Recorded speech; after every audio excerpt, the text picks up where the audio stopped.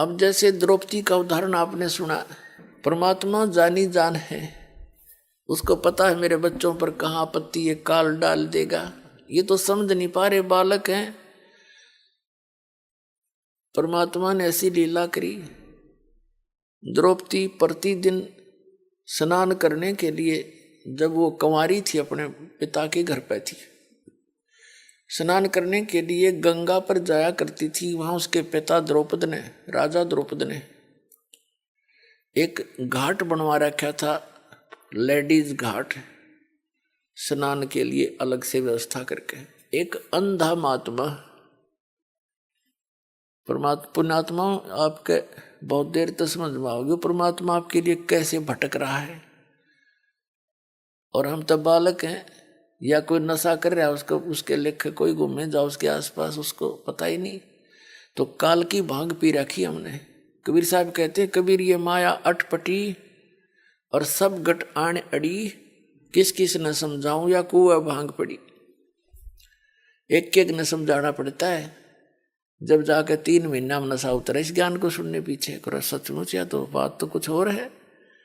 तो इतना गहरा नशा करवा रखा अज्ञान का आपके, इसके इस झूठे सुख में आसक्त फिरे पड़े कार और कोठिया में। कल मृत्यु हो जाए फिर गधा बन के वहां कुमार के नीचे लट्ठा तले, वो भूल गए, वो याद देना आती मारे। अब याद आवेगी आपको, रात में भी नींद नहीं आवेगी। जो जिनकी आत्मा जाग जाएगी, ये सत्कर मान लेना, बकवाद नहीं बहाऊंगी फिर आपको। पीछा छुटाना भारी हो जाएगा आपको। अभी तो नशे में हो, आपको तुझे नारी सचमुच ऐसे कैर टूटे हैं। और ज्ञान से ही पता हुआ करता, ज्ञान आज तक मिला नहीं हमारे को। ये नकली ने सटपट करके हमें पीछे लाए बैठे रहे। अब द्रौपदी स्नान करने के लिए जा रही थी। एक अंधा महात्मा, उस सत्य पुरुष का उपासक। वैसे तो ये कहानी कुछ और बताऊंगा बाद में, लेकिन अब कहानी की इस कथा को सुनाने में ऐसा ही आनंद ज्यादा आएगा। एक अंधा महात्मा, क्योंकि परमात्मा कबीर जी 100 लीलाएं करते हैं। जैसे सुदर्शन नाम का एक सुपच था वाल्मीकि, और पांडवों की यज्ञ में किसी से संपूर्ण नहीं हो रही थी, तो वहां कबीर परमात्मा उस समय करुणा में नाम से आए हुए थे द्वापर में, और वो सुदर्शन उनका शिष्य था। सुदर्शन उनका शिष्य था। सुदर्शन तो चला गया कि नो पता लग गया कि पांडव फिर आओगे तेरे पास और तुझे ले जाएंगे हाथ पैर जोड़ के, क्योंकि उनका यज्ञ पूर्ण होना ही नहीं तेरे बिना। तो वो तो चला गया सैर सपट्टे को। पीछे से कबीर परमात्मा सुदर्शन रूप धारण करके वहां पहुंच गए पांडवों की यज्ञ में, और वहां शंख बजा दिया, डूंडा ठा दिया। ना 33 करोड़ देवता, 88,000 ऋषि, 12 करोड़ ब्राह्मण, सब ने भोजन खा लिया। राम श्री कृष्ण ने खा लिया, और शंख नहीं बाजा। कहते उस परमात्मा ने भोजन करते ही यानी डूंडा ठा दिया। तो ऐसे ही समझना इस कथा को। एक परमात्मा कबीर जी आए हुए रहते हैं, और वो जगह जगह अपनी लीला करते थे। कुछ दिन रहकर चले जाते थे। जो भक्त उनकी शरण में आके उनको उपदेश दे जाते थे, फिर वो भक्ति करके अपना बैटरी चार्ज कर लेते थे, उनका पुण्य बन जाता था। ऐसे एक महात्मा था अंधा, सूरदास, परमात्मा के संपर्क में आया। उसको सब दुखों का पता लगा अंधे ने।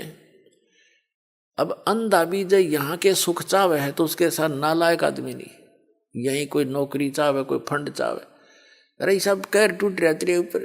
तो वो बुद्धिमान व्यक्ति होते हैं, उसने समझ आ गई कि भाई पिछले जन्म का तो ये दुख आज तैयार कर लिया, मेरे सामने है। और आगे जब भक्ति नहीं करी, सत्साधना नहीं की, जैसे गुरुजी बता रहे हैं, तो फिर आगे ना मेरा क्या होगा।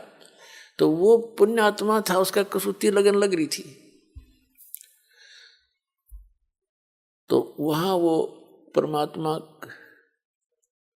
वो महात्मा अंधा उस पटरी पर चलता चलता दरिया के साथ साथ, और उस घाट के आसपास पहुंच गया। उसको मालूम नहीं कि कोई यहां लेडीज घाट है। जिधर पानी आ रहा था घाट से आगे को, दरिया का पानी बह रहा था डाउन स्ट्रीम में, उससे 100-200 फुट की दूरी पे उसने सोचा स्नान कर लेता हूं, धीरे धीरे दरिया में उतर गया और वहां स्नान करने लगा। तन पर केवल एक लंगोट था उसके, और कोई कपड़ा शेष नहीं था उस समय। अपनी कुटिया झोपड़ी में और होंगे वहां कुछ नहीं था।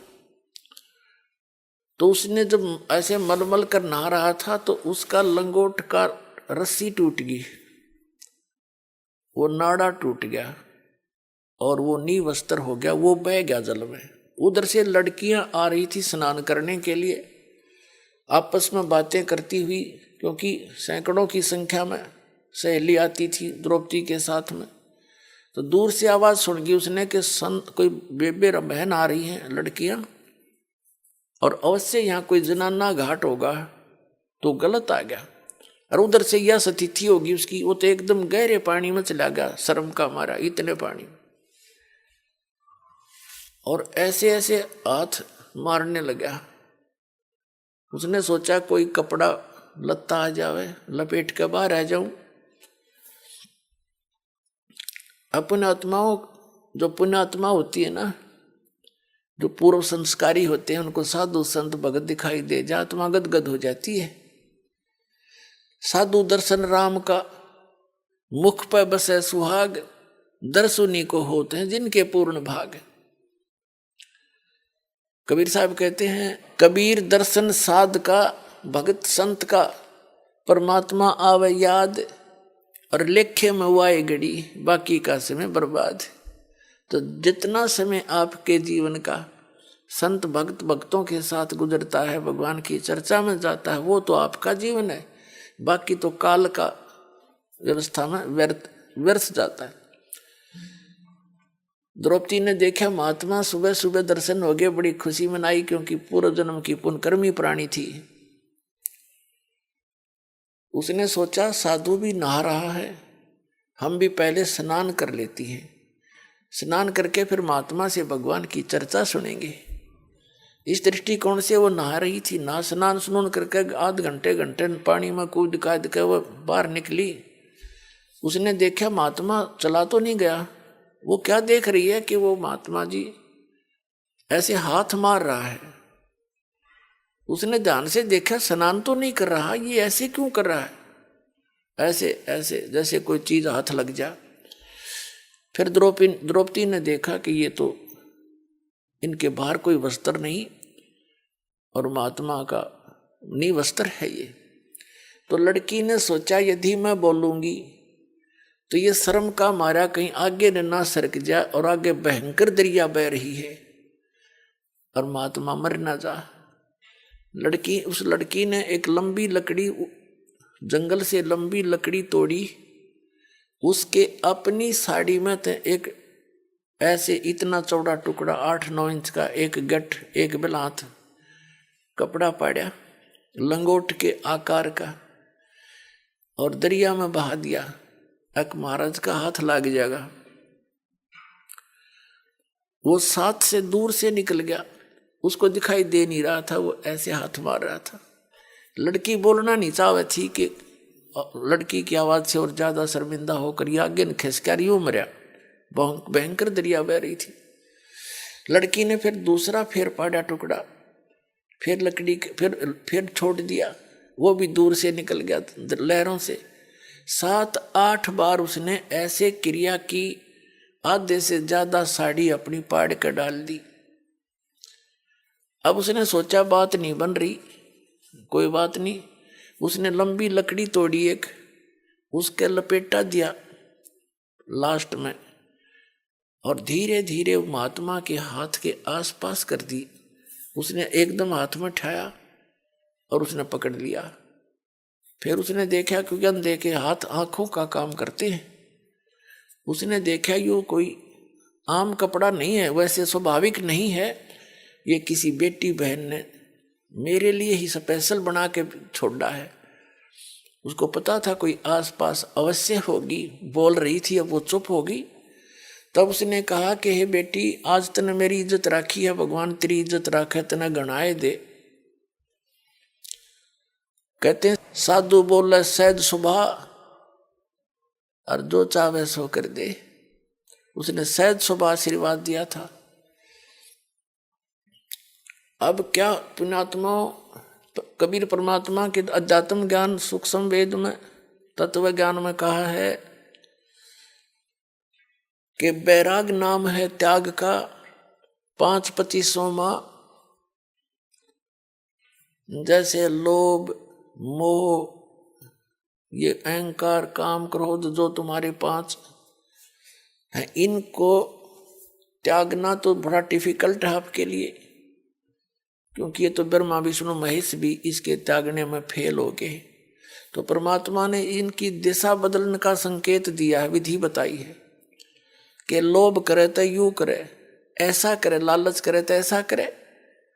जैसे द्रौपदी के साथ कई कई नौकरानियां भी साथ थी और द्रौपदी अपनी नौकरानियों को कह सकती थी कि इस महात्मा के लिए तुम साड़ी पाड़ कर डाल दो, वो सारी की सारी साड़ी भी डाल सकती थी, क्योंकि पता है राजा की लड़की जाते 10 देवगी हमारे को एक के स्थान पर।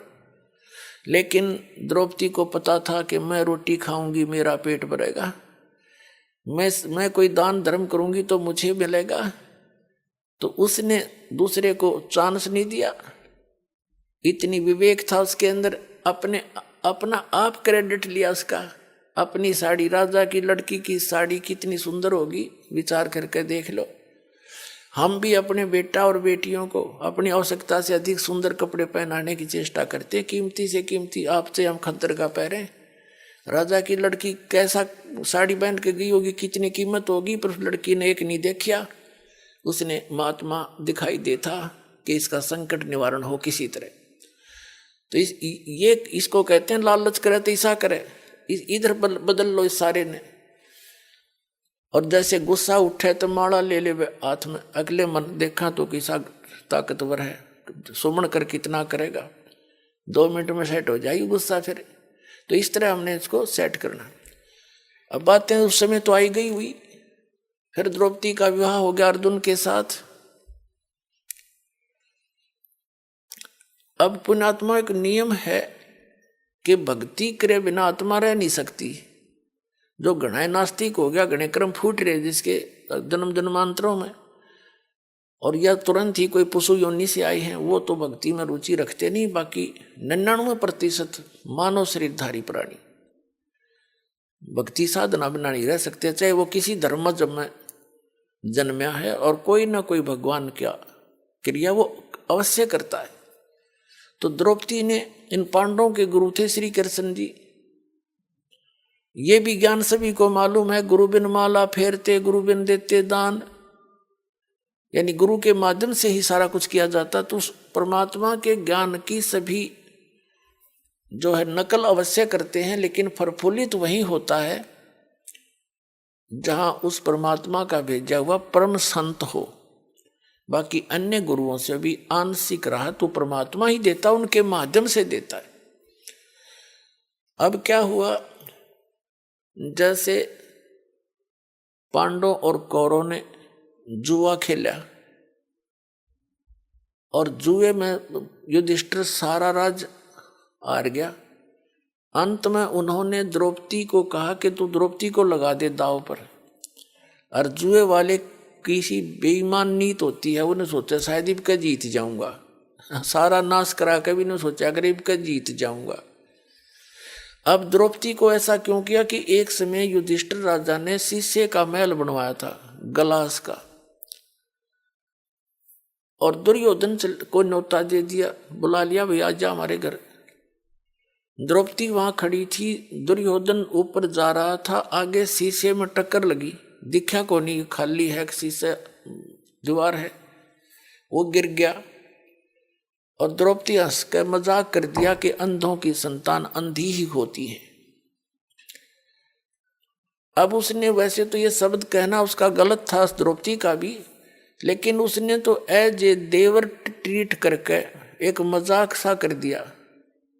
लेकिन कहते हैं, कबीर साहब कहते हैं, सोना साधु और सजन टूट जुड़े 100 बार, और दुर्जन और पाका कलश एक के धक दरार। साधु भक्त अच्छी आत्माएं सजन और सोने ने कितनी बार तोड़ के फिर जोड़ दे, कोई निशान नहीं रहता उनके, उसाए बन जाते हैं। झगड़ा हो जाए 10 मिनट में फिर उसे हो जाते हैं। साधु संत घनी ईर्षा नहीं करते, मन में रंजस नहीं रखा करते, लेकिन कहते हैं दुर्जन जो निकम्मा इंसान और पक्का कलश, पक्का घड़ा, एक का धक दरार, एक का धक्के में उसमें इतनी ऐसी दरार आ जाती है फिर उसका चिन्ह नहीं मिटता। तो वो दुर्जन था दुर्योधन, उसने उस बात को अपने हृदय में घना खटक मान ली कि कभी इस द्रौपदी ने सबक सिखाऊंगा। उसी दृष्टिकोण से युधिष्ठिर ने से कहा दुर्योधन ने कि द्रौपदी ने लगा दे दाव पे। युधिष्ठिर ने सोचा शायद बात तो बन जा, वो द्रौपदी भी लगा दी फिर भी हार गया। अब बड़ी सभा के अंदर दुर्योधन ने कहा कि जाओ दुशासन, लाओ द्रौपदी को पकड़कर। अब उसी समय एक बांदी ने जाकर, नौकरानी ने जाके द्रौपदी से कहा कि द्रौपदी बात बिगड़ गई। द्रौपदी ने कहा क्या बात होगी? कि आपको जुए में हरा दिया राजा ने और सब राजपाट हार गए हुए। और दुर्योधन ने कहा है कि उस द्रौपदी को लाओ पकड़ के या नंगी करूंगा सबके सामने। तो द्रौपदी कहने लगी और कौन है वहां पर? कि 5 तेरे पति बैठे हैं पांडव, और द्रोणाचार्य गुरुजी बैठे हैं, धृतराष्ट्र जी, वो भीष्म पितामह कर्ण और चाचा विदुर वही विराजमान है, 101 वो पांडव बैठे हैं।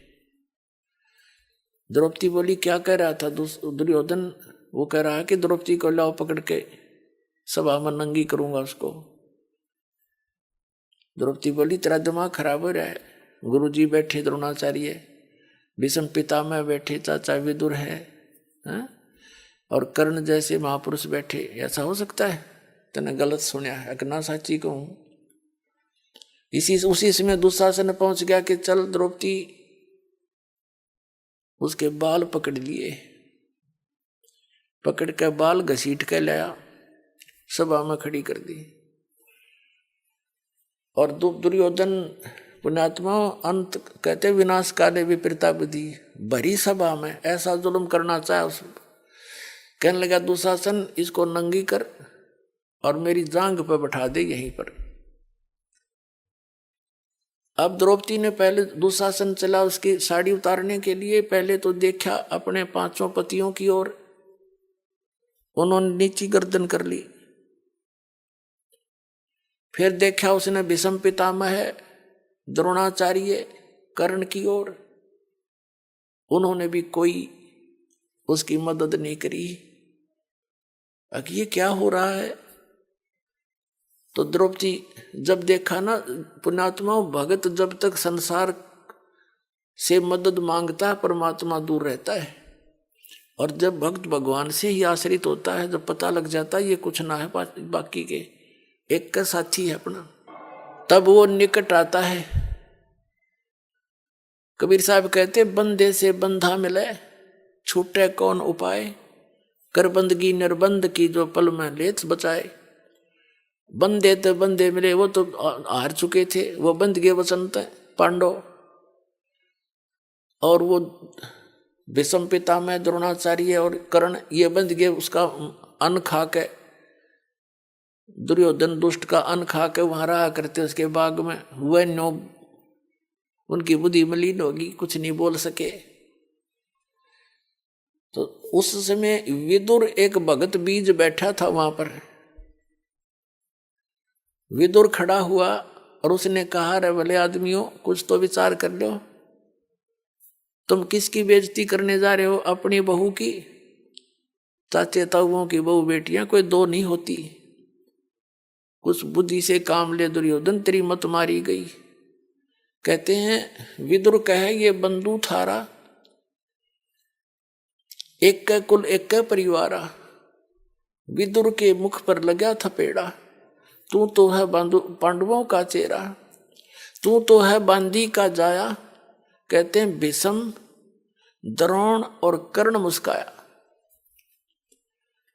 अब जिस महाभारत न पढ़ के हम कल्याण मान्या करते थे, उसके आचरण देखो, उनके हीरोज के। भीष्म पितामह, द्रोणाचार्य और कर्ण, इन तीनों में से एक भी खड़ा होकर न्यू कह देता ना उस सभा में, खबरदार देश लड़की का हाथ लगाने कम, तुमने शर्म नहीं आ रही। वो इतने सूरवीर थे, दुर्योधन को पता था यो एकला बतेरा तुमने सारा न गढ़ देगा, तो वो कोई उसका हाथ नहीं लगा सकते थे। लेकिन उस दुर्योधन के अन्न खाकर उसकी सेवा से शुश्रूषा से इतने बुद्धि भ्रष्ट हो गए, वह एक भी नहीं बोला, नो खड़ा होगा तू कह के रहा क्या कर रहा है, और बल्कि विपरीत उसने प्रतिक्रिया की उन तीनों नालायकों ने। कहते हैं जब विदुर ने खड़ा होकर कहा कि तुम, विदुर कहे ये बंधु थारा, ये तुम्हारे भाई हैं और एक का कुल एक का परिवार।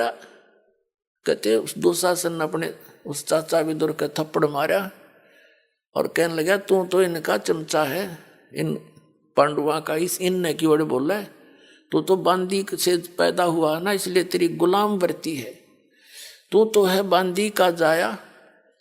और कहते हैं भीष्म, कर्ण और द्रोण मुस्काया जब उसने ये कहा ना तू तो पांडवों का चेहरा चमचा है और बांदी से पैदा हुआ, तेरी तो बुद्धि ऐसी ही है।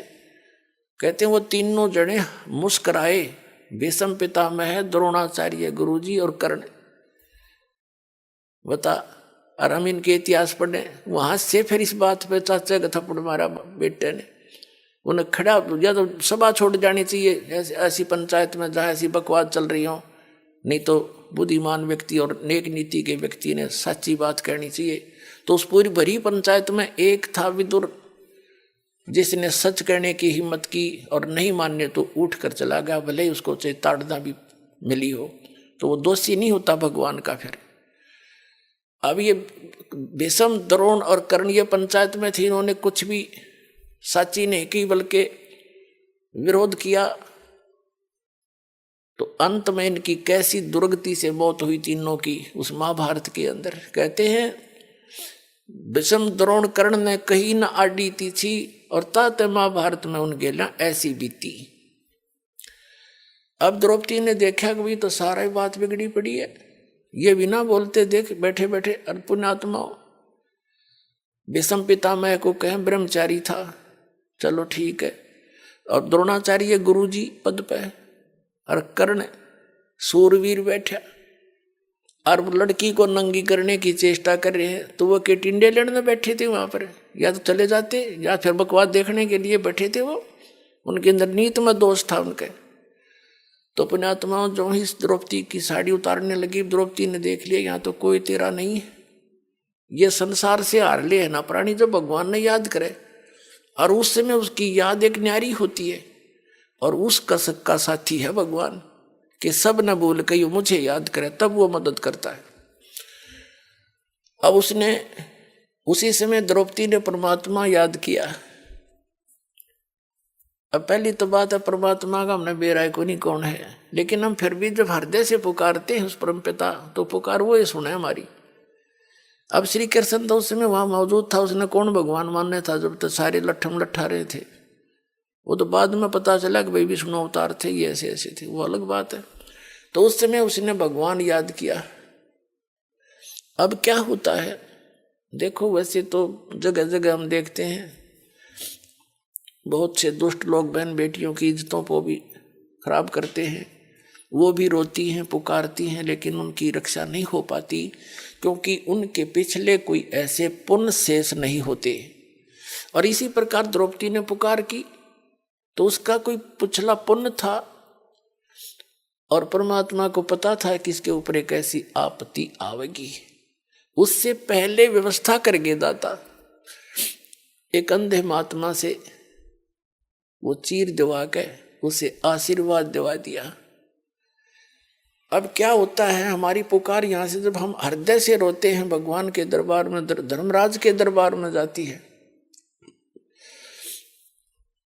धर्मराज के दरबार में जब हमारी पुकार जाती है तो वहां जाते ही धर्मराज के दरबार में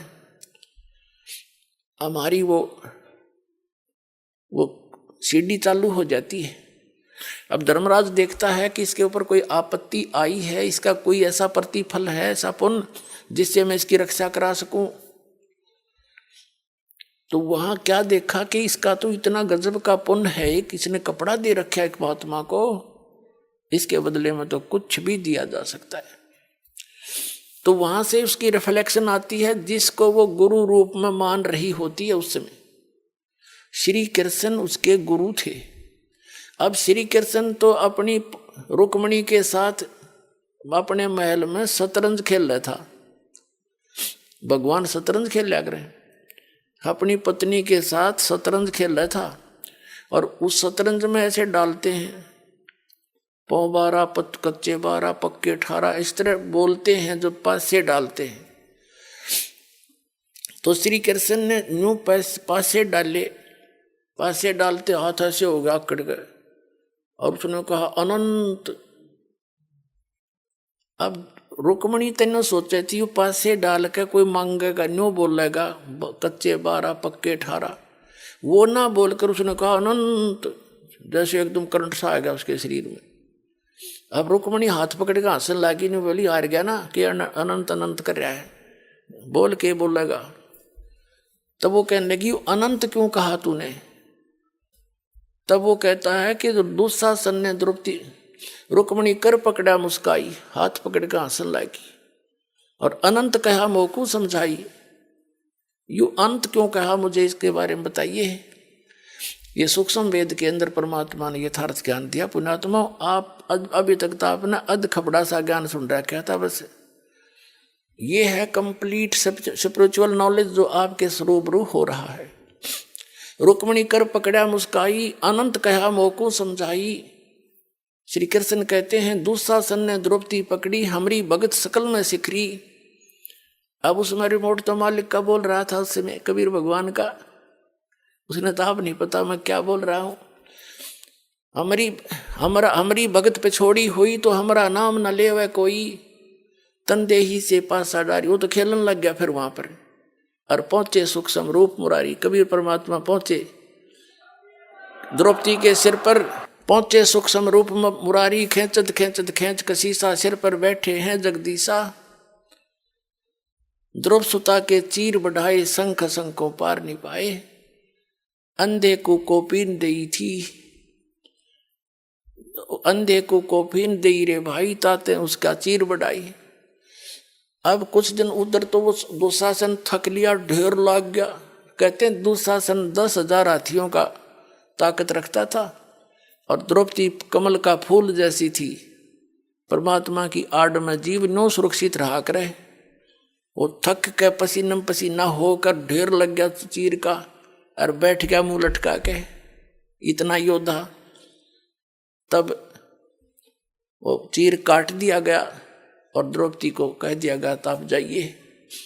कुछ दिनों के बाद फिर श्री कृष्ण आए वहां पर। तब श्री कृष्ण जी से पूछा कि हे भगवान, आपने मेरा कौन सा पुण्य मेरे आगे अड़ गया था जो मेरी इज्जत आपने ऐसी राख दी। भगत तो अपने गुरु ने कहा करे। तो परमात्मा ने उसकी दिव्य दृष्टि खोल दी श्री कृष्ण की, अपने रिमोट से उसको दिखाया को हो द्रौपदी, जो आज तुझे तेरी रक्षा जो की है भगवान ने, वो बताऊं कौन से पुण्य से की है। कहाँ बताइए कि एक समय तू स्नान करने गई थी, अपने पिता के घर पे थी कंवारी। उस समय एक साधु अंधा महात्मा जल में स्नान कर रहा था, और उसकी कॉपी ने एक लंगोट था वो गुम हो गया था, जल में बह गया था। और आपने एक साड़ी का टुकड़ा पाड़ के दिया उसने।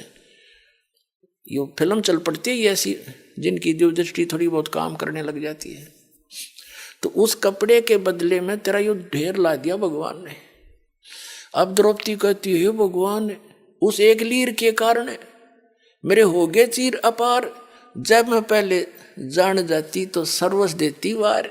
ओए कहते ऐसे महापुरुष का कि मेरे छोटे से कपड़े को देने से उस महापुरुष को और इतना प्रतिफल मिल गया मुझे। यदि मुझे पहले पता होता तो मैं पता नहीं के दान दे देती, क्या कर देती उस महापुरुष के लिए। तो पुण्यात्माओं, यहाँ अपने एक वचन सुना कि हमारी भगत पे छोड़ी हुई तो हमारा नाम ना लेवे कोई। तो परमात्मा कबीर परमेश्वर ही आपके साथ है तभी से।